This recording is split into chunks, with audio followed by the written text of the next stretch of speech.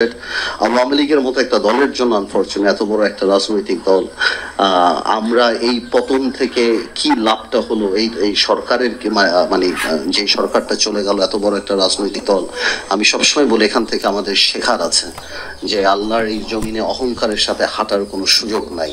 হ্যাঁ, আমরা মাটি ভেদ করে যেতে পারবো না, আকাশ ছিদ্র করে উঠতে পারবো না, এবং আমি মনে করি অনলি অ্যারোগেন্স অ্যান্ড ইগো এই দুটো জিনিস। আমার ভাইরা কথা বললেন যে এখানে এমন সব লোকের নাম আসলো, এক সময় এদের নাম কেউ বলতো না, তারেক সিদ্দিকী সাহেব এবং আপনার জিয়া সাহেব, এবং আপনি যদি দেখেন এদের যে অত্যাচার বা যা কিছু সবকিছুর মতো বা এই যে ডিজিএফআই ধরে নিয়ে যাওয়া, অত্যাচার করা, এই যে আমার ভাইদের কথা বলা মতো কিন্তু একজন ব্যক্তিকে ক্ষমতায় রাখা।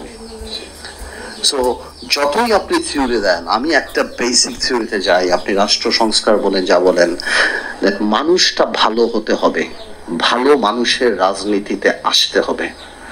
আপনি খারাপ মানুষ আনেন, আপনি যেই সংস্কারই করেন, we will corrupt the system যদি খারাপ হয়। আর যদি ভালো মানুষ হয়, আপনি যতই খারাপ দেন আপনি দেখবেন তার মধ্যে থেকেও উনি ভালো কিছু বের হয়ে আসবে। সো এই ভালো মানুষ আসার সুযোগ করে দিতে হবে। আমি খুব ধার্মিক মানুষ সেটা বলবো না, বাট অফকোর্স আই এম মুসলমান, অ্যান্ড আমি মনে করি যে আমার পলিটিক্সটা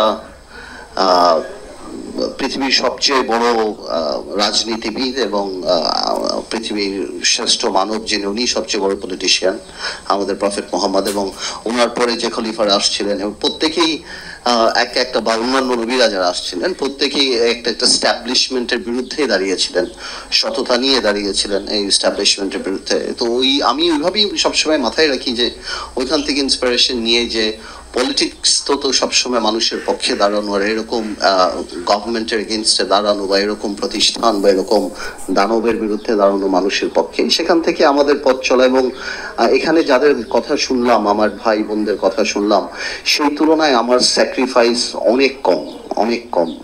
আমরা পলিটিক্স করি, মামলা হয়েছে, জেলেই ছিলাম, রিমান্ডে ছিলাম, মানসিক অত্যাচার ছিল, 17 বছর যাবত রাজনীতিতে। আমার ব্যাপারটা আবার আলাদা, যেটা জিলু ভাই বললেন, আপনারা হয়তো অনেকে সমালোচনা করে বাড়ি যেতে পারতেন, আমি সমালোচনা করে আবার এদের মধ্যেই যেতে হতো। আমার প্রধানমন্ত্রী সহ প্রায় 17 জন আমার ঘরের মানুষ।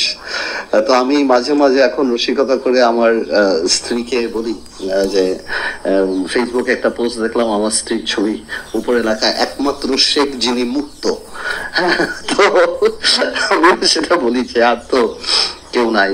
যতই আসলে ঠাট্টা করি, কিন্তু সত্যি কথা যেটা খুব আনফরচুনেট, বাংলাদেশের জন্য আনফরচুনেট, বাট এটার জন্য আমি মনে করি যে এটা শুধুমাত্র আল্লাহ যদি চায়, আমাদের কর্মকাণ্ডে যদি এমন কিছু হয়, তাহলে সেখান থেকে ওই ভালো মানুষটা এখানে আসবে, যাতে করে আমরা ভালো দেখবো। এছাড়া আমরা অনেক কিছু করতে পারি, হ্যাঁ, করে কিছু সময়ের জন্য।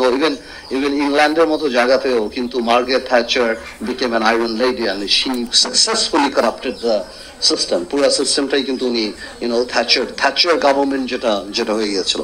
তো আমি তাই বললাম, আমি সেই জিনিসটাকে সেভাবেই দেখি যে আমাদের আসলে এখন কোয়েস্ট থাকা উচিত ভালো মানুষদেরকে অ্যাকোমোডেট করার জন্য, ভবিষ্যতে রাজনীতিতে আসার জন্য।